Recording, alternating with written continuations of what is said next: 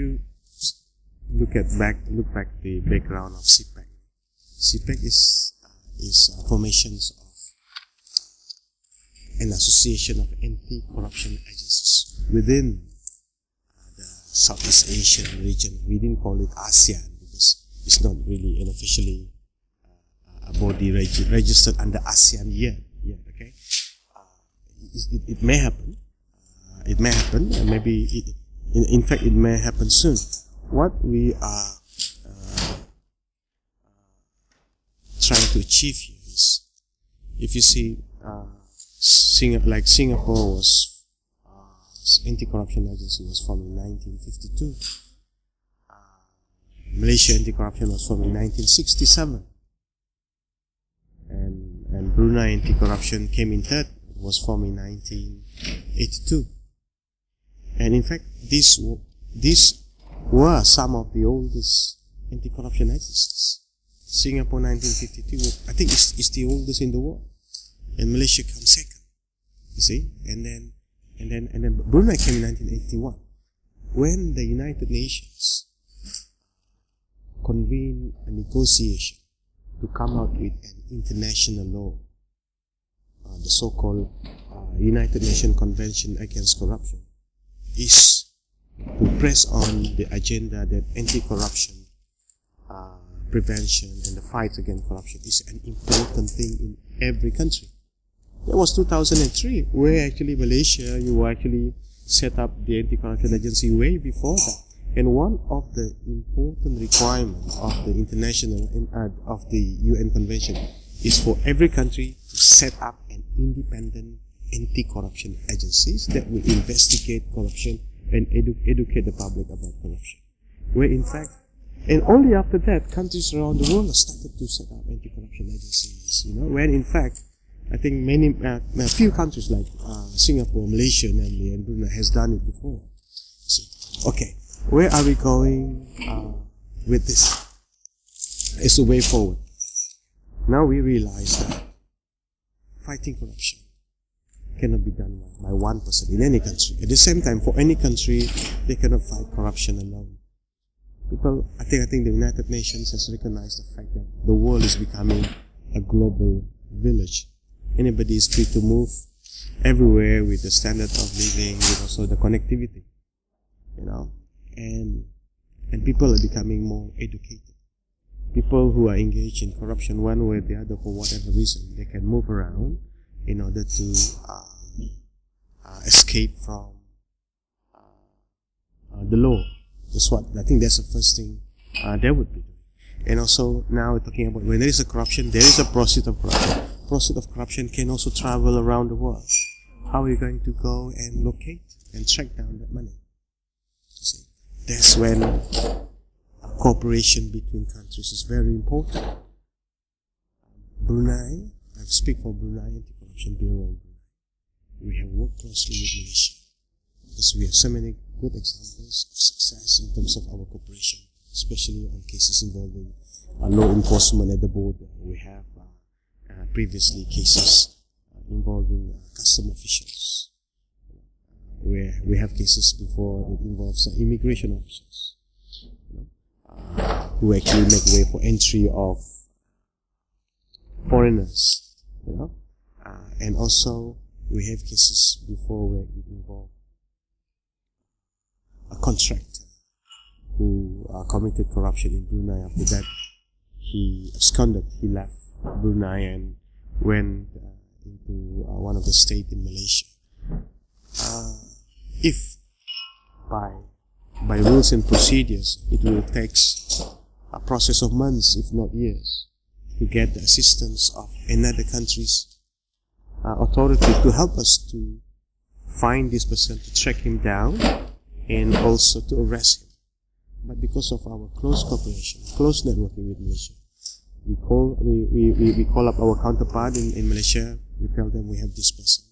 He has run away and went into one of the states in Malaysia, and we ask for the assistance to locate this person. And rightly, because of our strong bonding of cooperations, the Malaysian authorities from SPRM assisted us track down the person. They call they called us back and informed us that they found the person. So we went there and took the person to Brunei to face the court charges. Where after that he was charged and tried and convicted. There's one simple example of success. Another case it involves like there's some smuggling cases, because we are very closely connected as a neighboring country. I think there is a case which is still ongoing in the courts now, involving where building materials like stones that was illegally quarried, from an illegal quarry in East Malaysia, and this building material, the stones, were legally sold to a company in Brunei. You see, and then we got the alert from our counterpart in SPRM, and after that, we acted on it straight away. That urgency is important. The immediate action to respond to the information was important, so that we put a stop to these activities.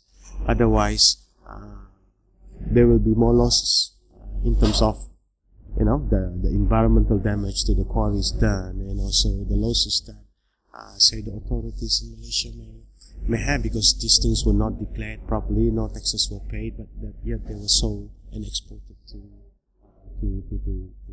the contractor who purchased them. So this is one of the assistance. So vice versa, that is needed, but that is on investigation side. Also, we see that there is a need for us to grow together in terms of our experience, our capability. This is what I think SPRM is taking the lead. You have Maka, I think as it grows over the years now, has come up with so many programs, and our officers from Brunei has been one of the agencies which continuously sends officers to attend your building capacity program here in Kuala Lumpur. And also we also join other agencies like Singapore, so offer us whenever they have their basic training, which we also participated. And this is one of the essence of why cooperation like this is important, because we learn from each other, because everybody will have their own experience. Not to mention also there's another agency, KPK Indonesia. They have been one of the players who assisted us to solve some of the cases that we have. If you see, especially I was going back to the immigration cases where there's so many Indonesians human resources that came in. I'm sure there are so many Indonesian human resources that works here in Malaysia. Same goes in Brunei. And somehow, one way or the other, some of them may be legal, some of them may not be legal. So the big question is, how did those illegals manage to come in and actually work? The same problem that we have in Brunei. So basically, if the people who were involved has gone back to their own country, of course, then we have to go and ask for the assistance of the anti-corruption agencies in Indonesia to help us, so that we can deal with the person who was responsible in giving out those visit passes or visas illegally, not in accordance with the law. So, but then we need witnesses, and these people who makes up the witnesses need to be tracked down and located and brought back to Brunei, so that they can actually give evidence in court. So the process, the procedures, to uphold the rule of law is such a big task that the cooperation, the assistance from everybody, I'm talking about everybody within the CPAC component, is very essential.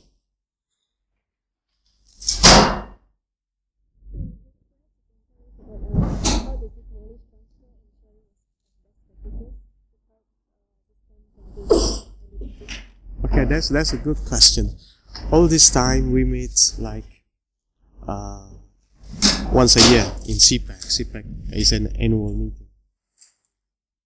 So in this annual meeting, like this session later, every country is going to give a presentations of the experience on cases, on corporations.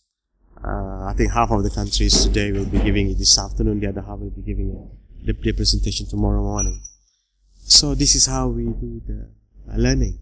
So somebody, let's say I will start, Brunei will start making presentation, then we're going to showcase some of the examples of the cooperation that we got, that we have done, say with Malaysia, with Singapore, with Indonesia, and any other countries. But I see that, you know, these 4 countries are the founding member of CPAC back in 2004. That it was realized with an official signing of CPAC in 2005 here in Kuala Lumpur. That's why we are celebrating 10 years of, you know, a commitment here as in this cooperation. So there is one way of learning where we have a discussion, we have a question and answer sessions, and then that, in a way, actually open the eyes of the other members. You know, because, like for example, if I'm going to showcase the cooperation that I had with SPRM, with other countries who just came in this grouping, they will hear some of the advantages that we have. So that should inspire them more in order to give the commitment to this grouping. Another method of learning is, of course, I was saying that now Malaysia is in the forefront because you have the Anti-Corruption Academy in Malaysia. Also, there were trainings given by other agencies, and also work visits. So that's how we try to learn from each other.